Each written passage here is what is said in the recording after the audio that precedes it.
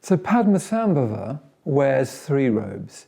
He wears the blue robe of royalty, which is the robe of one's instinct, one's feeling that somewhere in life is magic, mystery, majesty, a real ideal, in other words. On top of that, he wears the yellow patched robe of a monk, of a beggar, which is the robe of discipline and training. Training ourselves in the good. Making sense of that contradiction, he wears the red robe of courage and love.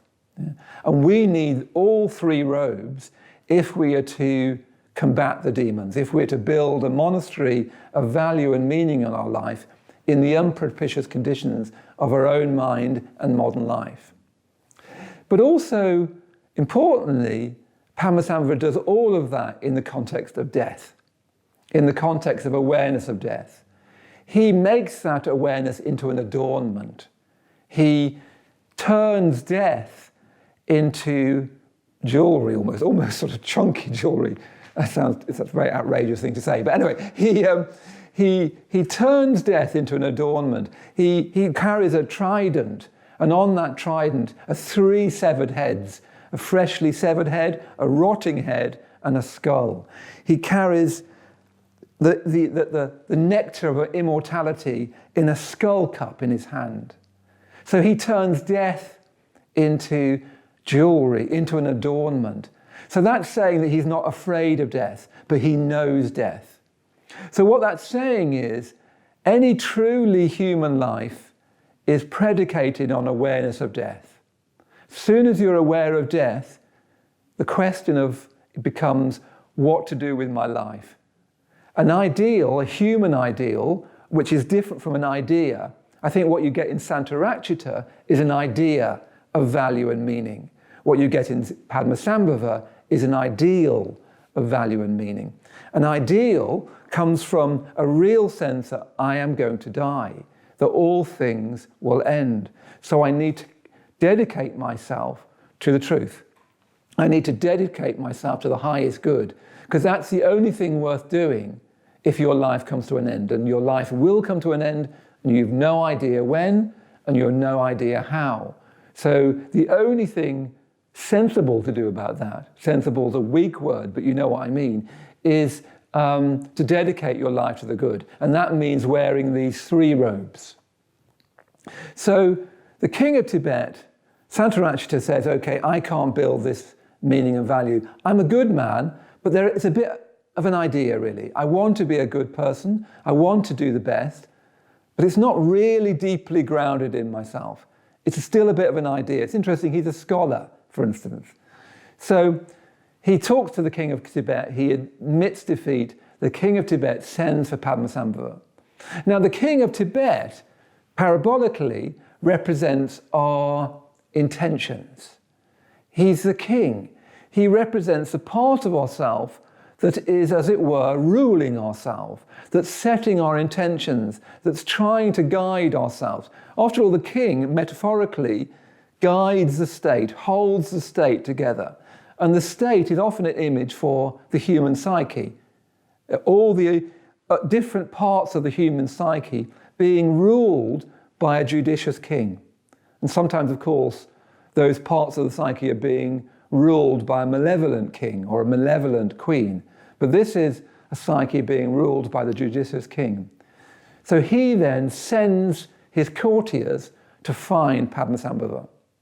He knows that's who he needs. He needs this image, this figure that embodies an awareness of death. And out of that awareness wears these three cloaks, these three robes of meaning and mystery, discipline and training, love and courage. That's what Tibet needs, and that's what you need. That's what your mind needs. That's what you need to practice, and that's what I need to practice.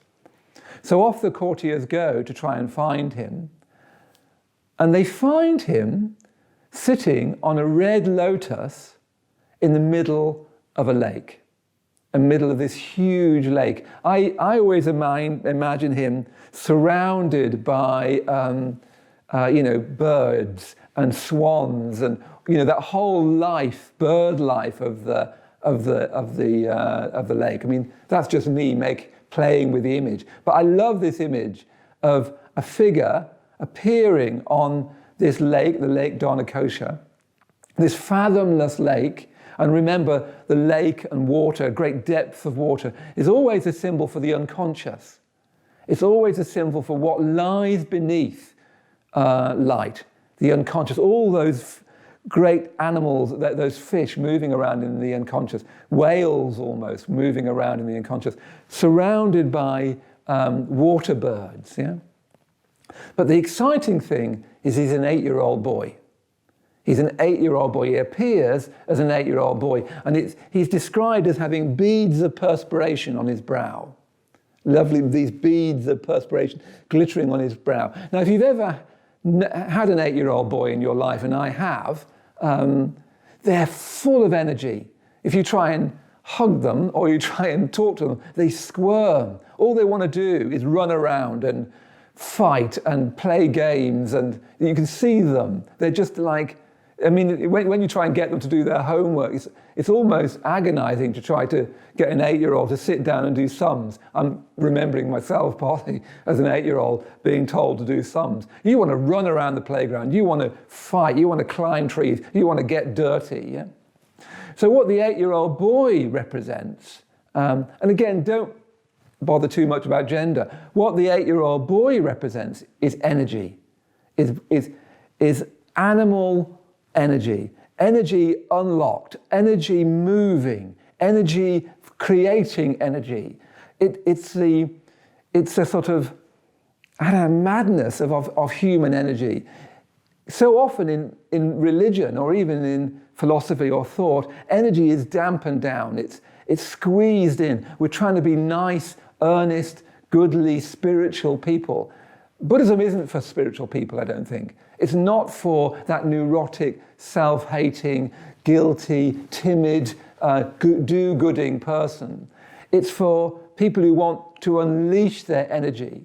In that sense, it's an erotic matter. It's about lighting up. It's about finding your energy. So what the parable is telling you is if you want to grow up, if you want to move from being Santarachita to being Padmasambhava, and I think, and this is my own thought, is that Padmasambhava is Santarachita matured. I think it's the same figure. I think it's the same person that's learned about life. If you want to mature from Santarachita to Padmasambhava, you've got to start by getting in touch with your energy, with your primal, physical, emotional, erotic energy. You want that to be really alive. That's the first thing that you'll need to do.